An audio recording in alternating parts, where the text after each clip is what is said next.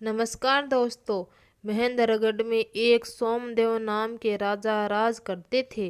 उनके राज्य में गजानंद नाम का एक ज्ञानी पंडित भी रहता था, जो प्रतिदिन भोर होने पर पूजा अर्चना के बाद राजभवन चला जाता था। वहाँ राजा के मस्तक पर चंदन का तिलक लगाता और राज्य की यह ग्रह दशा के बारे में चर्चाएं करता। बचपन से राजा सोमदेव की जादू के खेलों में रुचि रही थी। वे स्वयं भी थोड़ा बहुत जादू जानते थे। वह अपने कद को छोटा करके लोटे की नली से बाहर निकल आते थे। यह राजा का बड़ा प्रिय खेल था। राजा रोज गजानंद पंडित को यह खेल दिखाता और पंडित राजा की प्रशंसा की पुल बांध देता। पंडित कहता, महाराज आप कमल का जादू जानते हैं, इस तरह का जादू पूरी दुनिया में और कोई नहीं दिखा सकता। राजा आप अपने प्रशंसा सुनकर फूले नहीं समाता। इस बदले में राजा पंडित को रोज दक्षिणा में एक सोने की मोहर भी देता। एक दिन पंडित को अपने गांव के हरदेव चौधरी के लड़के का लगन लेकर किसी दूसरे गांव में जाना था। अगले दिन सवेरे तक लौट पाना असंभव था। वहां से भी पंडित को दक्षिणा में अच्छी रकम मिलने वाली थी। पंडित राजा से मिलने वाली सोने की मोहर को भी नहीं छोड़ना चाहता था। पंडित ने अपने बेटे लक्ष्मण को पूरी बात समझाई और अगले दिन राजभवन जाने के लिए राजी कर लिया। लक्ष्मण बड़ा खुश था। बार बार मन में दोहरा रहा था कि कल से राजा को तिलक लगाना है, कैसे राजा की बधाई करनी है। पूरी रात इन्हीं ख्यालों में उसकी कट गई। अगले दिन वह पिता के बताए अनुसार धोती कुर्ता पहनकर टोपी लगाकर पंडित की तरह अपने बगीचे में झूले पर बैठे थे। लक्ष्मण को आते देखकर पूछा, क्यों गजानंद पंडित नहीं आए?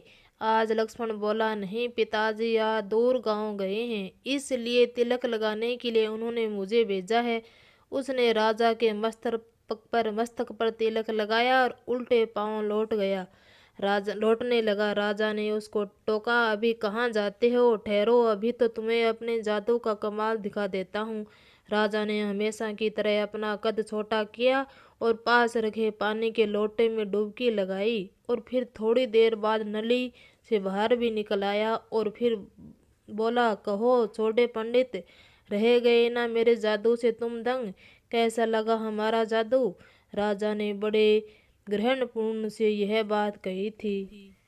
अब लक्ष्मण को अपने पिता की बात याद न रही। उसने राजा की बधाई करने की अपेक्षा, इसमें क्या बड़ी बात है महाराज, थोड़ा सीख लेने पर कोई भी कर सकता है। यह उत्तर सुनकर राजा आग बबूला हो गया और गुस्से से बोला, यह बड़ी बात नहीं है तो तुम इसे करके दिखाओ, जिसे हम सब तुम्हारे जादू का लोहा मान ले, नहीं तो तुम्हारे माता पिता सहित पूरे परिवार को मैं कोल्लों में पिसवा दूंगा। राजा का क्रोध देख लक्ष्मण अब रोने लगा।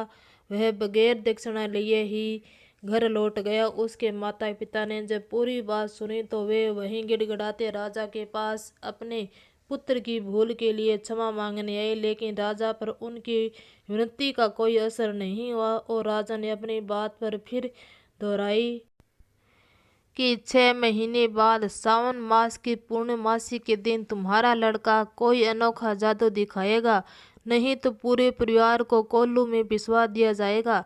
लक्ष्मण के माता पिता दुखी हार होते हुए कि घर लौट आए। लक्ष्मण ने अपने दुखी माता पिता को हौसला बढ़ाते हुए बोला, आप दोनों धीरज रखिए, मैं जादू जरूर सीखूंगा और इस घमंडी राजा को 6 महीने के भीतर अपने अनोखे जादू का करते हुए दिखलाऊंगा। अगले दिन लक्ष्मण सवेरे होने से पहले ही जादू सीखने की चाह में घर से निकल पड़ा। रास्ते में वह एक पेड़ के नीचे रुका था। पेड़ की छांव में बैठते ही उसे नींद आ गई। नींद में उसे कुछ गिरने की आवाज आई तो वह झट झट बैठा हुआ और उसने देखा कि पेड़ों से कुछ ही दूरी पर एक छावनी रखी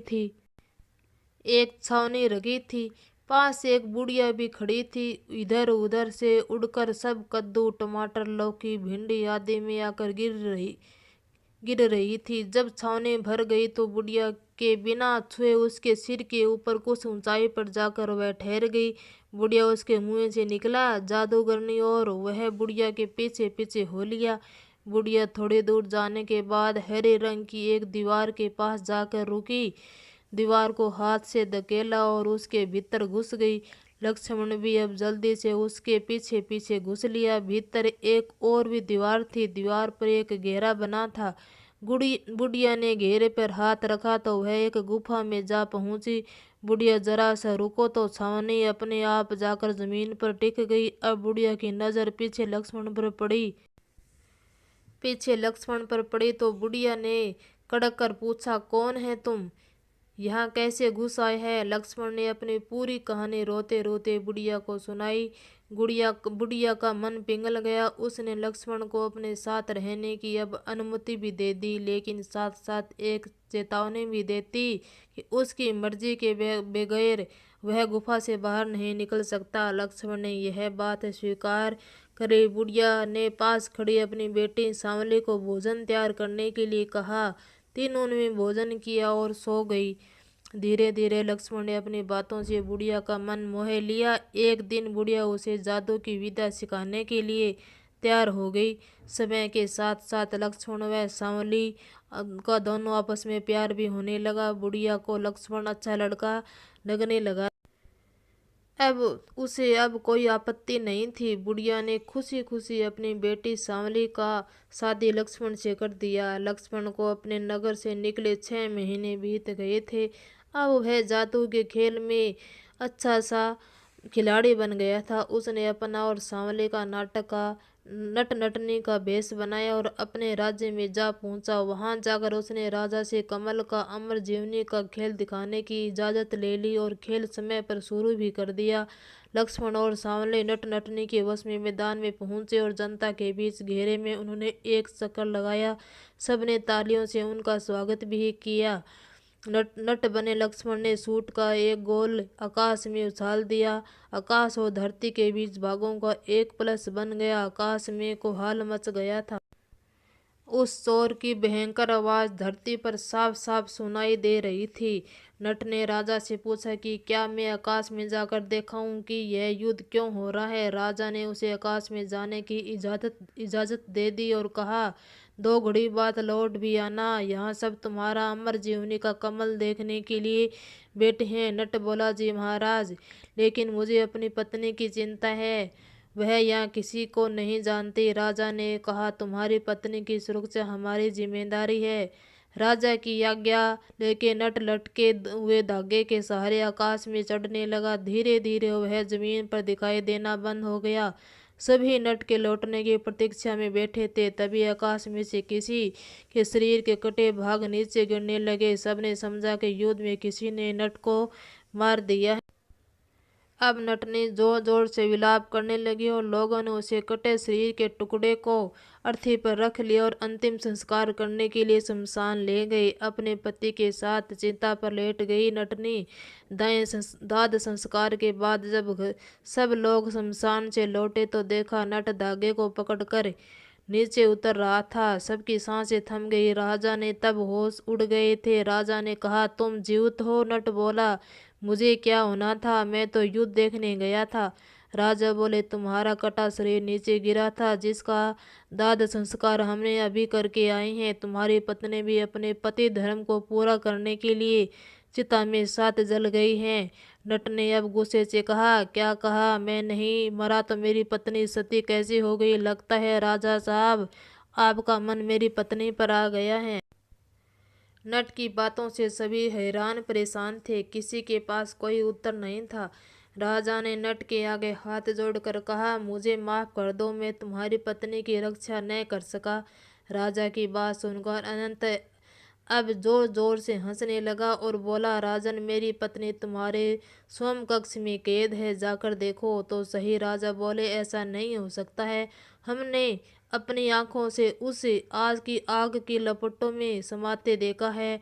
नट के कहने पर सभी लोग बोले, चलो चलकर देखे तो सही कि तुम्हारी पत्नी राजा के शयन कक्ष में है या नहीं। अब सभी लोग राजा के शयन कक्ष की ओर चल गए। नट ने राजा के बिस्तर पर रास रस्सियों से बंधी पड़ी थी। राजा नटने को पकड़ घबराया और बोला, मुझे मालूम नहीं नट, तुम्हारी पत्नी यहाँ कैसे आई? घबराए नहीं महाराज, यही तो मर्जीवनी विद्या का जादू था। सभी ने और हर्षपूर्वक तालियां बजाकर नट की प्रशंसा की। राजा ने नट को अपना राजनेता नियुक्त कर लिया, उसे बहुत सैन नाम का दिया और पूछा, बोलो और तुम्हें क्या चाहिए? तुम्हारा खेल से हमें अति प्रसन्न है। नट अपनी नकली बाल और दाढ़ी मूछें हटाए, चेहरे पर लगा रंग उतारा और कहा, महाराज मैं गजानंद पंडित का बेटा लक्ष्मण हूँ। मैं 6 मास में आपको विशेष जादू दिखाने की शर्त को पूरी कर लिया है। अब आप मेरे माता पिता को क्षमा कर दीजिए। राजा की आंखों से अब आंसू नहीं रुक रहे थे। उन्होंने लक्ष्मण को गले से लगाया और बोले, तुम्हारे माता पिता धन्य हैं जिन्हें तुम्हें जैसे पुत्र मिला है। आज से तुम राजनाथ और तुम्हारे माता पिता राज पंडित नियुक्त किए जाते हैं। अब लक्ष्मण अपने माता पिता व अपनी पत्नी सांवली के साथ सुखपूर्वक रहने लगा। अगर आपको हमारी यह कहानी पसंद आई हो, प्लीज़ हमारे चैनल को लाइक ज़रूर करें। धन्यवाद दोस्तों।